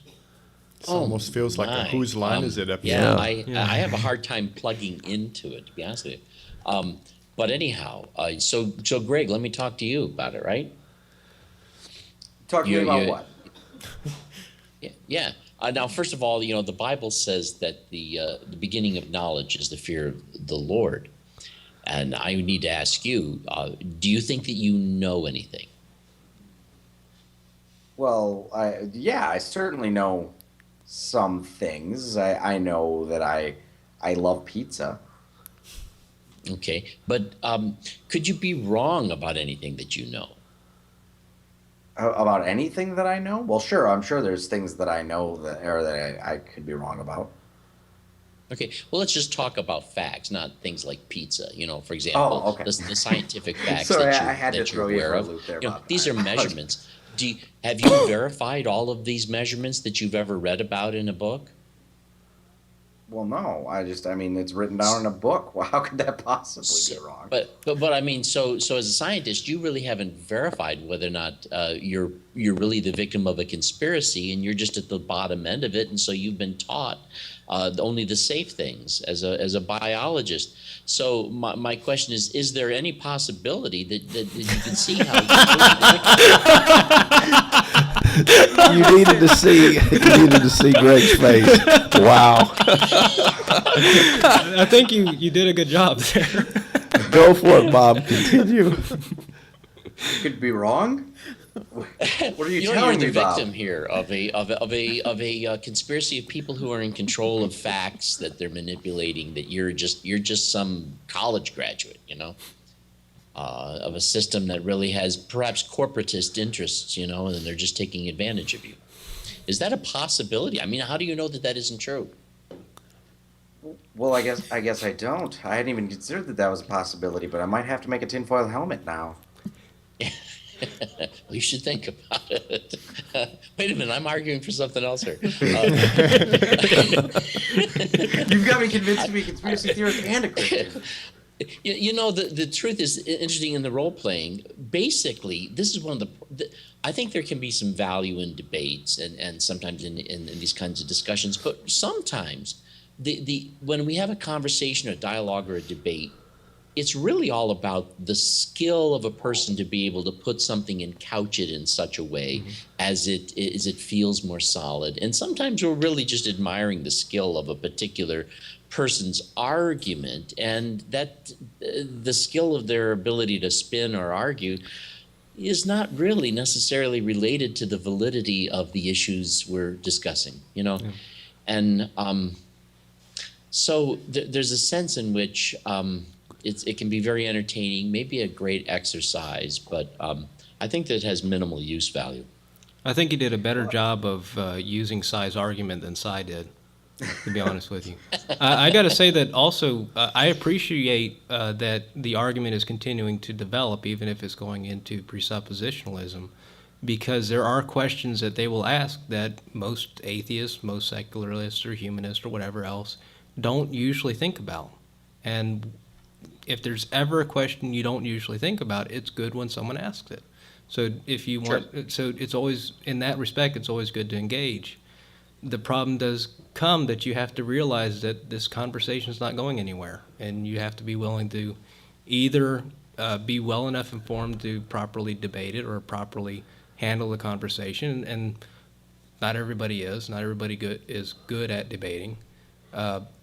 Well, but yeah, and since you've admitted that you maybe don't know everything, I don't really want to talk to you anymore. So, Yeah. Oh man, I like talking with you, Bob. But And that we had somebody comment on YouTube. I mentioned this on the show before, but basically the commenter, I think, nailed this argument on the head. Is what Cy did at one point was say, since I admitted I could be wrong about everything I know, that I'm no longer part of the conversation. And that's equivalent to saying, if you have 1 billion bottles of water and one bottle of water is poisoned and you don't know which one, but you drink one, I'm going to treat you as if you're dead because you could have drank the 1 in 1 billion bottles that's poisoned.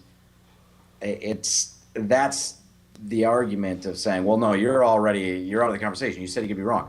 If we're not accounting for degree, then it doesn't matter. But yes, I could be wrong. I may have picked the 1 in 1 billion bottles that was poisoned, but I'm willing to take that bet. Yeah, that's one issue with a lot of evangelical theology is that it's black and white. You're either wrong or you're right. And the thing is, life isn't like that. There are gray areas that we have to think about and we have to address. And I don't see that the type of fundamentalism that Cy and Eric Hovind and others push actually addresses life. It addresses this black and white mentality, which just isn't how things are. Let me ask one last question, and I want to make this our closing remarks. Why are so many people being lured by these kinds of arguments from people like Cy and others? Why is this so compelling? In other words, so many people are buying into this. So many people are actually getting saved because of what these gentlemen are doing. And my question is, why?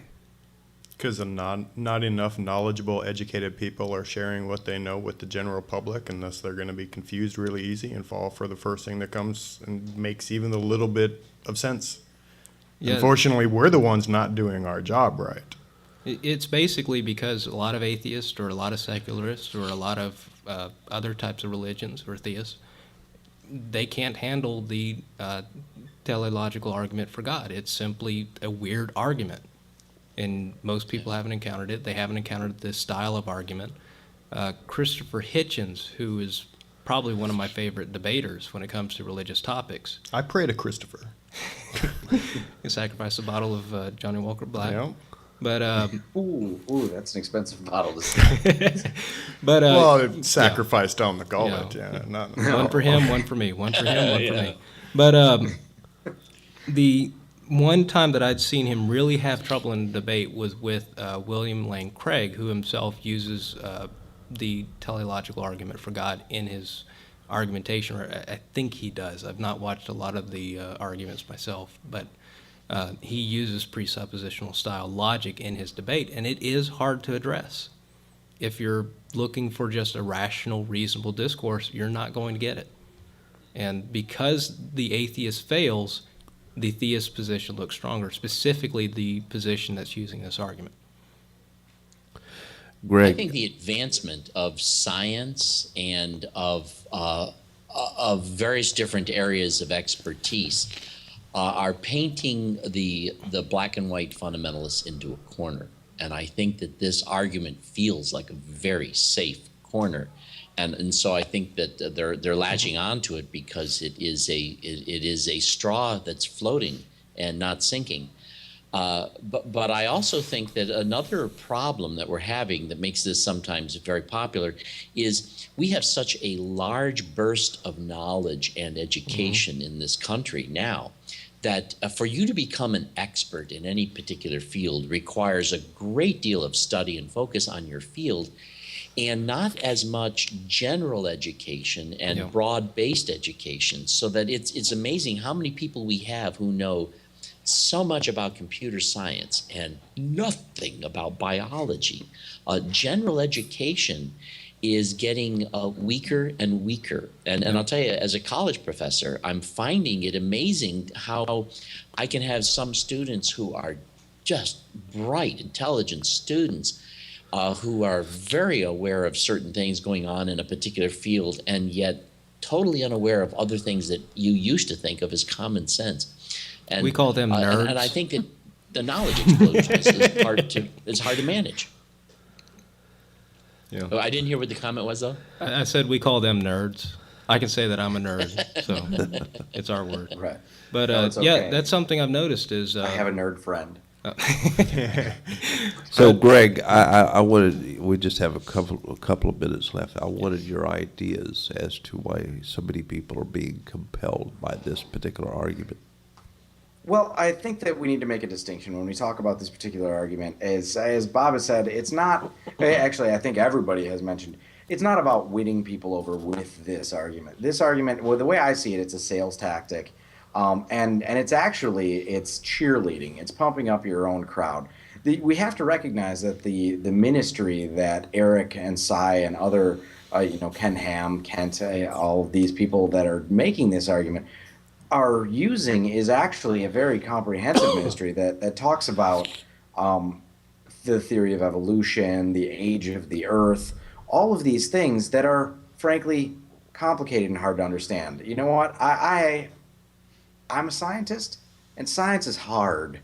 It's not easy to grasp right away, and it's very counterintuitive in plenty of ways. And no matter, I have some very, very intelligent friends that I've spent a very good amount of time going over the theory of evolution, and they still look at it in a very teleological sense of, so then humans developed a brain that was bigger and better so that they could beat out the competition. It's like, it doesn't really work that way. They developed a bigger brain because that was helpful at the time, and it was so the ones with the smaller brains were okay, yeah, that works. And that's the big failure that I think Michael talked about it in the rest of us. We fail because we accept things like that, and we don't go through the very difficult and very tedious explanations of these things that are hard to understand. But I'll tell you what, the book here, it says that God made the earth in 6 days, and then he took a nap. This was about 6,000 years ago, and people wrote dinosaurs. Easy enough to understand. Yeah. And so easy, in fact, that if you watch the Creation Minute and the videos that come out on Creation Today's YouTube page, they have boing sound effects and little things that whiz through, and they are made for children because children are incredulous or credulous. I always forget which is the right one to use. They're susceptible to things like this, and they're made to people who they're not necessarily reasoning at a fully educated adult level as well, and they're predatory in that respect. They prey on the fact that people don't understand science, and then once they've got people going, science is hard, this book is easy, then they go, and look at this silly atheist scientist, he doesn't know anything. And you've got your audience. That's what the argument is about. Bob, why are so many people giving their lives to Jesus, getting saved or born again or whatever you want to call it, because of these arguments? I have no idea what the actual response has been from people. I've not really heard any personal testimonies, so I could only guess. I think that not only is science hard, life is hard, and if somebody's offering you an easy way through, I'm all ears, as it were. I think that when somebody can come across as all this with all this certainty and all this undeniability and all of this, we've got this nailed down to the floor, perfect stuff. That for people whose lives are hard, who haven't been able to figure things out, this can be kind of appealing. It's an easy answer. And I tell you, as complex as life can be, I wish I had more real easy answers than the ones I've got. We'd like to thank all of you guys for being here tonight. Thank you, Bob. Thank you, Greg, and Jason and Michael for being here tonight. I think we've had a wonderful conversation. Hopefully everyone in the audience has enjoyed our show tonight. We're looking forward to putting more programs like this together, not just on our show, but we want atheists to have a place that is here at the New Covenant Group. We think that conversations need to continue. This is not a conversation that can end tonight. It's a conversation that needs to continue for the sake of keeping people safe. Like what Jason said earlier, if we don't do something, other people are going to suffer. And I'm paraphrasing what you said. People suffer because they are visibly ignorant, in a sense. And I think that we need to step up to the plate and give lots and lots of information out. Honey, would you like to say anything before we close out? No, I'm good. Thanks. You're good. I'm good. You're gorgeous. Oh my God! Don't get on that. I was going to ask you to ask me the side argument. Like, is it possible that you could be wrong about everything you know? And I was going to say, impossible, because number one, I'm a woman, so I know I'm not wrong about everything. You know, one of the things No that I way. was going to answer the other night, and when he asked me, That's the other presuppositional argument. When a man speaks No, the I am a truth, woman. no woman is around to hear it. Is he when still wrong? Cy It asked holds me, more weight than the Christian one. I'm when sorry. Cy asked me about my authority, what is your authority? I was going to say my wife, and that would have been good. Okay, thank you for being here tonight, and this is once again the place. It's the place for intellectual, spiritual, and scriptural honesty, whatever that means. And so we're attempting to move forward, and hopefully you will continue to get involved in the conversation. Thank you very much for your time. Cool.